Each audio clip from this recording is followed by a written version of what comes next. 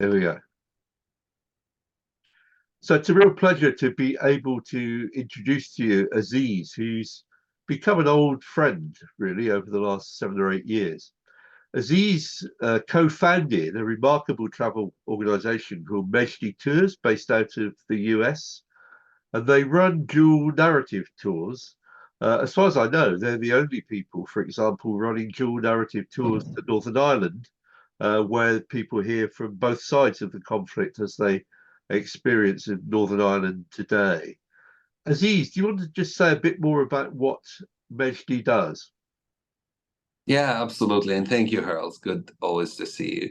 Mejdi Tours was established in 2009. I established it as a Palestinian with a Jewish friend. And the idea was to explore the different narratives that exists around the world, not really only in conflict places, but that's where we started. And so we do it in Israel and Palestine, in Northern Ireland, in the Balkans, and we've gone beyond even dual narrative to do multiple narrative with the focus on understanding that tourism isn't only about sightseeing, isn't only about nature, isn't only about experiences like that, but also is about the people who live in each place, and that no place has one narrative, no place is homogenous. We have so many voices that are often ignored in tourism, and we wanted Mejdi to give voice to these people. And so that's how we designed our company. One of the things that's always struck me about your company, Aziz, as I've watched it develop over the last 7 years, is you are very quick to move on and develop new destinations. And most surprisingly for me was your decision to offer dual narrative tours within your own country, within the USA. You're right. And I think the reason we're doing that is realizing how much need there is for conversation to happen. We looked at the United States and how hard it has become for people on the right and people on the left to even talk to each other. And it's very difficult to convince people to meet in a room to talk. So we thought, what if we do it through a tour? You're having fun, you're going and seeing things, but as you're going and seeing things and having fun, we're having serious conversations at the same time. And so we started doing these tours in Washington, D.C., where a Republican and a Democrat co-lead the tour. We're meeting through the days of the trip different people from different perspective politically. And then even when we visit sites like the Lincoln Memorial or the Vietnam Memorial, we talk not only about who built this site, about how it affects our lives today and how different communities on the left and on the right see it.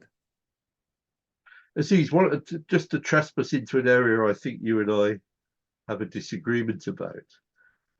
I'm very skeptical of the notion that travel broadens the mind. I've met too many people who just traveled and had their prejudices reconfirmed by their experience of travel. But you're an optimist about this, aren't you? I am an optimist about this. I am an optimist, not that every traveler would do this. I think there's also tour companies today who use these kind of cool words for marketing, experiences, people, responsible, all of that. So I understand where your skepticism come from, but I'm optimist that there are a lot of people who mean well and don't know how to do it. They want to be a positive impact. They want to have this world, to have impact in this world in a good way, to make it more peaceful place. They just don't know how to do it. And what I wanted to do is to create a tool for those who are interested while they are traveling, while they're having fun, to also do something good.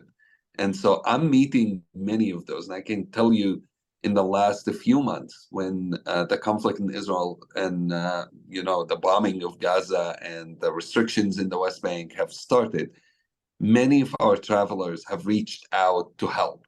And many of them, because they far can't help in physical way, but they can help in material way. So our travelers have paid for villages to get food, to get water. Our travelers have been paying for scholarships in Palestine. And this is incredible to me. It's not the first time. We had the same thing in Lebanon when there was a big explosion. Our travelers stepped in and said, how can we help? And so I see people who traveled with us sometimes 10 years ago who are calling and saying, I want to give $500 because I remember the people I met there and I care about them. Can I support that community. So to me, that's an example that travel can have a lasting impact. Aziz, what's your repeat business rate? I mean, do people who traveled with you once tend to come back and travel with you again? Yes, and I think that's part of the reason we are growing to new destinations is we realized after we started in Israel and Palestine that people want to have similar experiences elsewhere. And so we had to figure out where next do we go usually. And so we went to Northern Ireland, to the Balkans, to Washington, to a few other, to Colombia and other destinations like that. But never get to Africa.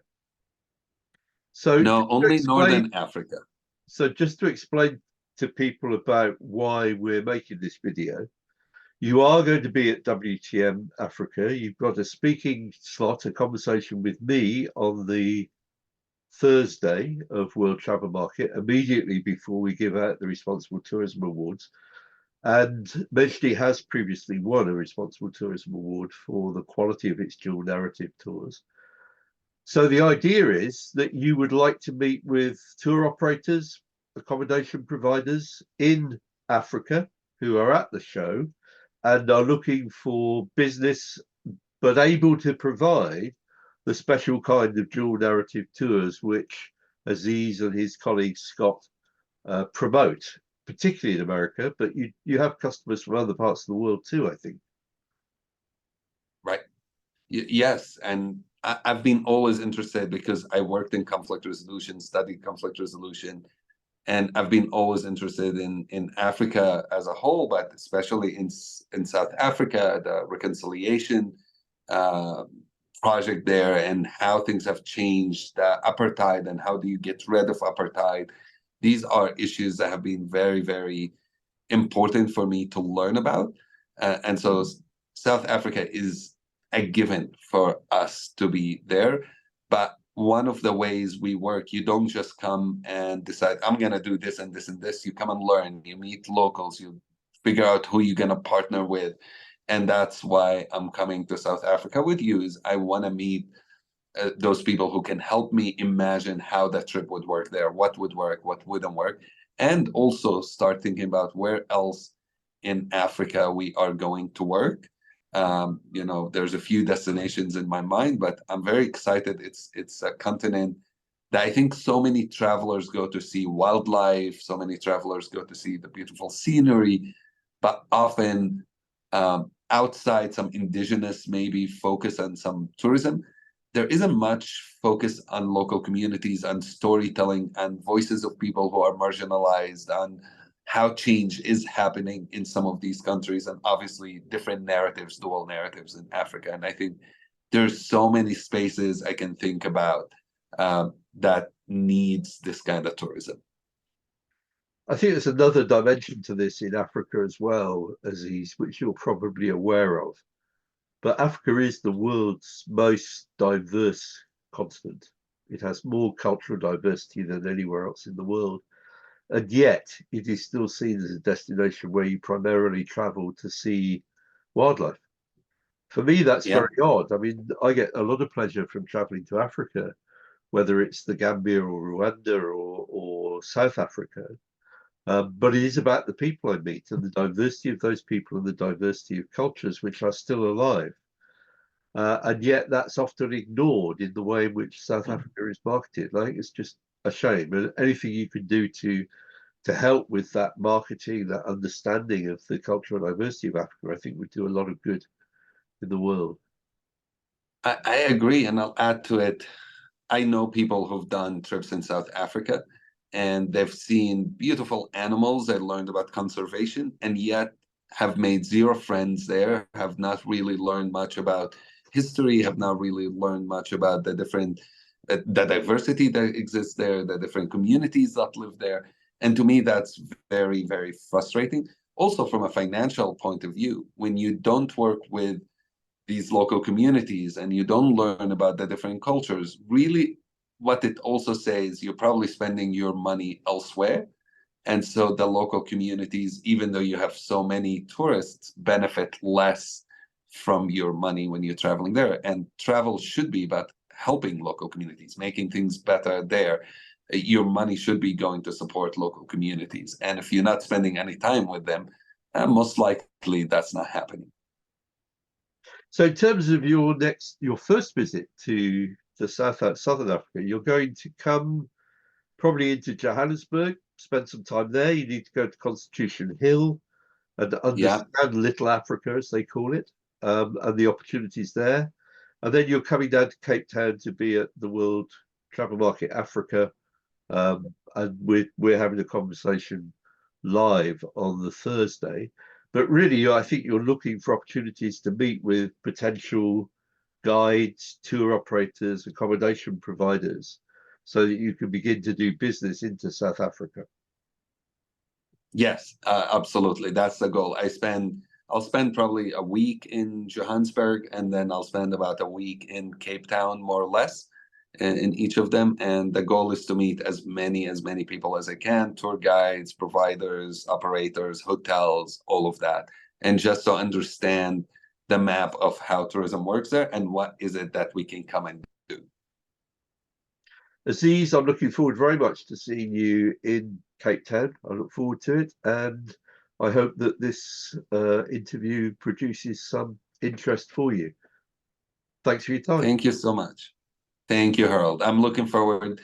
This is a destination I've wanted to come just myself, even away from what I do for a living. It's a place I've really, really wanted to visit, and I can't imagine a better way of visiting it than with you. So thank you for inviting me. That's very kind of you, Aziz.